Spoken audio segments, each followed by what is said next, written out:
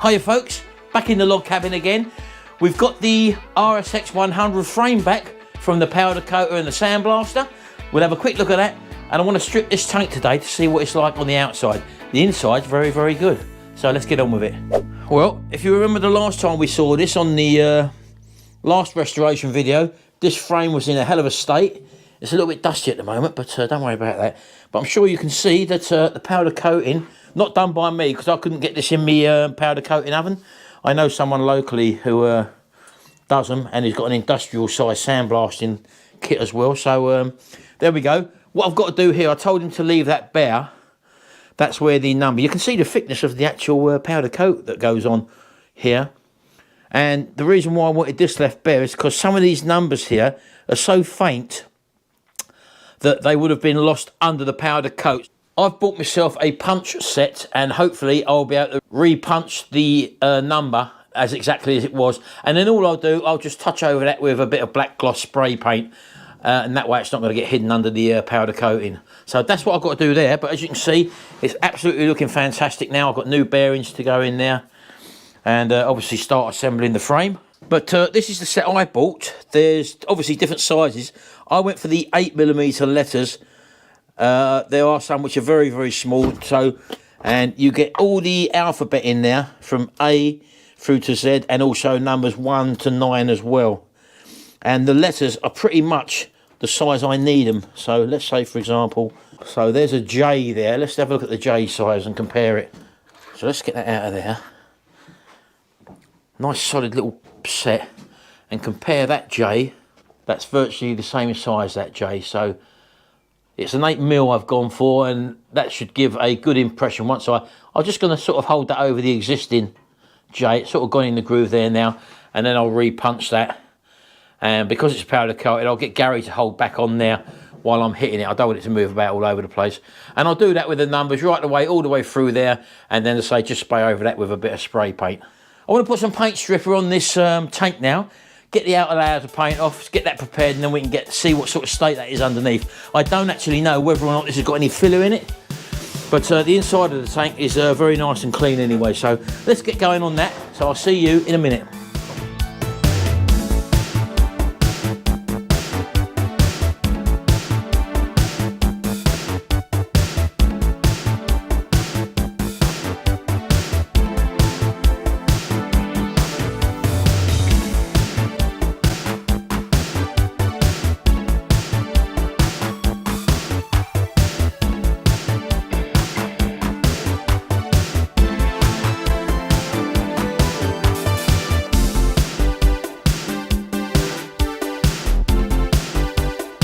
Right folks, I've got some 80 grit here on the DA, and I'm just going to go over it now just to get the rest of this paint off.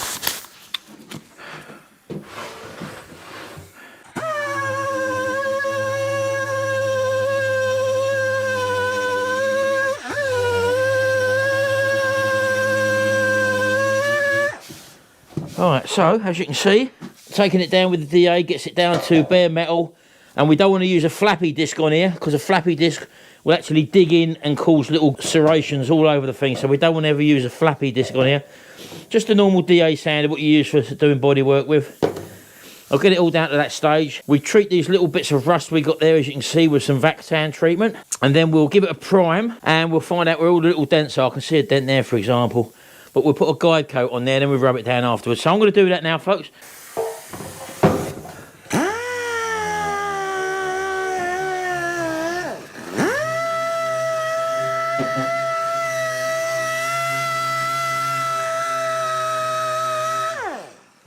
Right, okay folks, just give that a quick wipe down. Now all I've done at the moment, I just want to show you the progress that you can make. I've been at this probably for about 10 minutes now, and what I've done is I've got the top and one side down to where I want it. If you can see there, that's back to bare metal. Now I'm not worried about these inserts there or even around the edges, but as you can see, most of it now, or all the big open panel parts, are actually down to bare metal. But as you can see, because the DA is predominantly flat, when you're going over a flat surface, That there hasn't come off because that's 2 dents there, 2 big dents. So it's got a couple of dents there. There's another one there I can see. And on the top there, which it did come off, that one come off there. But what we'll do afterwards, as I say, is once it's all down to this level, we'll go over the whole lot with a primer, and then we'll dust on what you call a guide coat, which is, let's say we put a light coloured primer on, a white or a grey primer, then we'll dust over with a different colour paint or a guide coat, which I'll show you later on, and then you sand it down again, and it will leave, wherever it's left a little bit of dark guide coat, that's where you've got a dent to fill in. So that way we can find all the dents on this tank all the way around it and fill them in. And then we'll go over the whole lot once we've done that with a filler primer, and that will prepare us for spraying. But as you can see, that was all sort of like that, as you can see. So I wasn't worried that the paint stripper didn't take everything off, because an 80 grit on the DA will do that. And the DA is different than a rotary grinder. As I say, you know, you've got the flappy disc. Or if you haven't got a DA, a dual action sander, you can get them little discs that go on there, and you can do it that way. But be very careful that you don't use a flappy disc, because flappy discs will go a lot higher speed on a sort of an angle grinder attachment, and they will actually dig into the surface, and you will cut little grooves all the way over. But going at battery drill speed with an 80 grit disc on there, and just being very careful, you can do exactly what I'm doing with this. Okay, it'll be a lot slower, but 80 grit gets it down to that in no time. So that's 10 minutes. So I'm going to carry on now, get this prepared, and when we're down to that, we go to the next stage.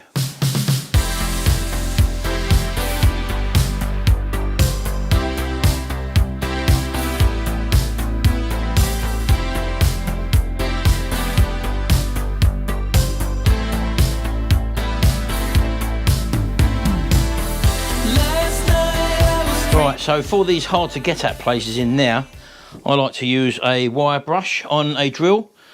It's a nice slow process and it gets it all out.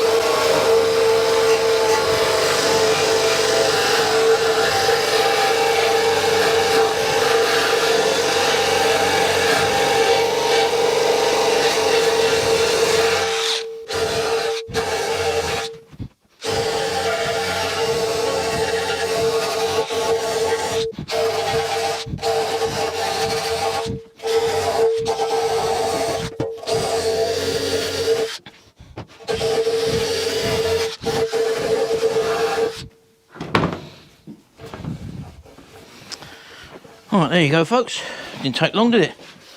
So as you can see there, all that paint and rust that was in there is now back to bare metal, just like the rest of the tank.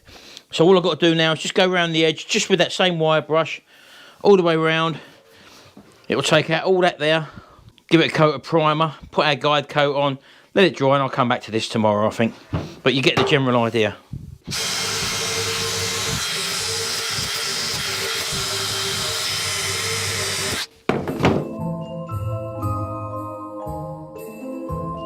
There we go. Happy days.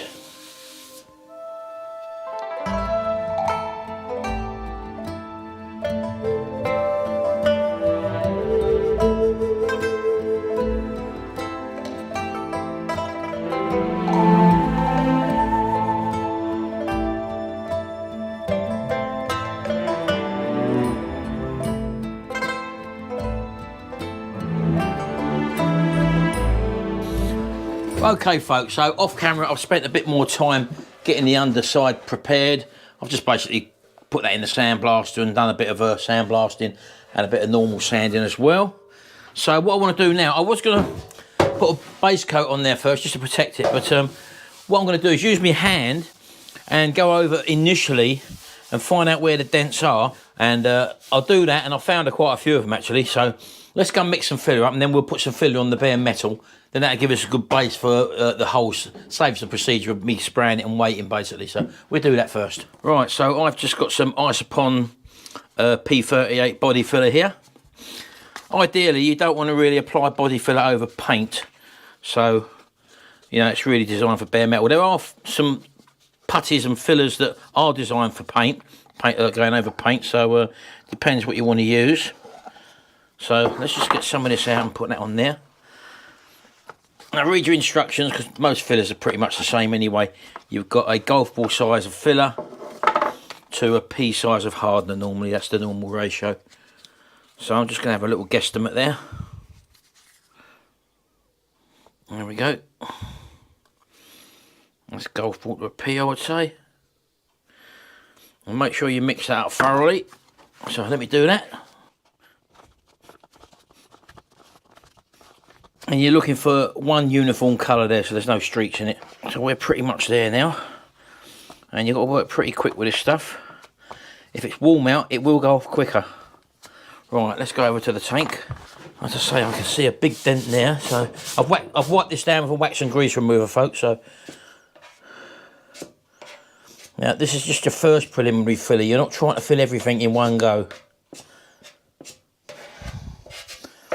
Don't put too much on that, it's too bulky.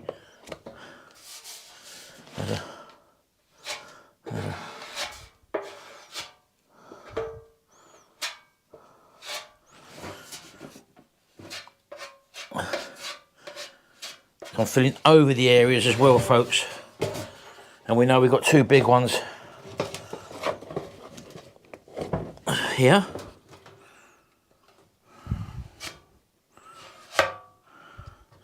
And that's a big one there. Let's get the last of this up. Got to be careful, it's starting to go off already. Now, as I say, this ain't the permanent job. This is just a head start sort of thing, you know. I'm hoping that I've taken in enough. When we do paint this over, we'll probably find that we do have to do this again. So I'm not too worried about that. So just gonna... Right, there's another one there on that side I can just fill.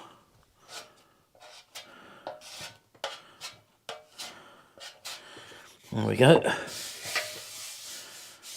And that's pretty much it, I think. So I think we've caught most of them there. So I'm going to let that go off now, folks. And we'll come back to that a little bit later on. And I'm going to go in now and have my dinner. So I'll see you shortly.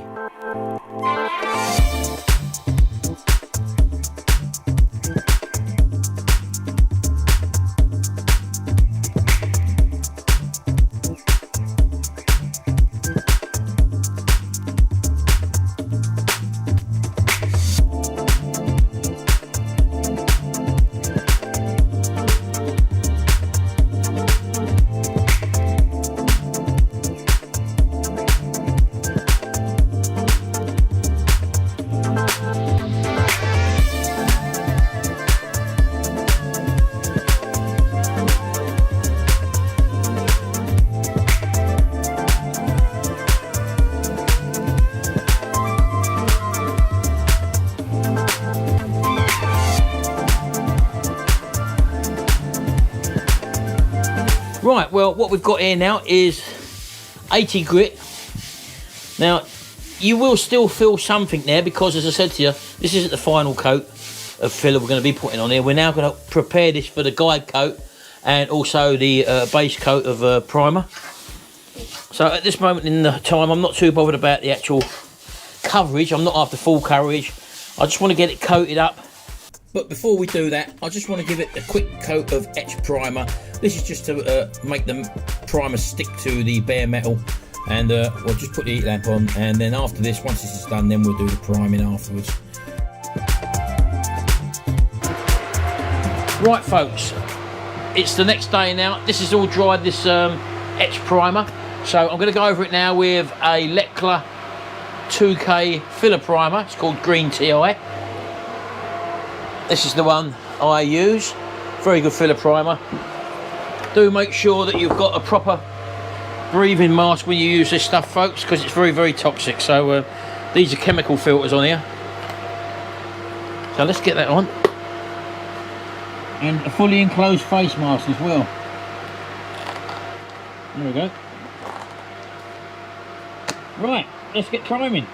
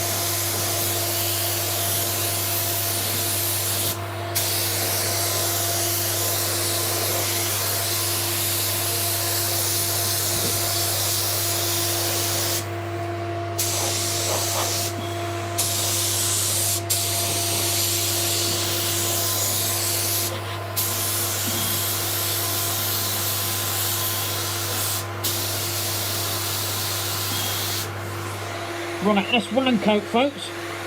I'll give that another couple of coats when that's right, and that should be it then. Then we can start the sanding process. So I'll see you when it all dries after 3 coats.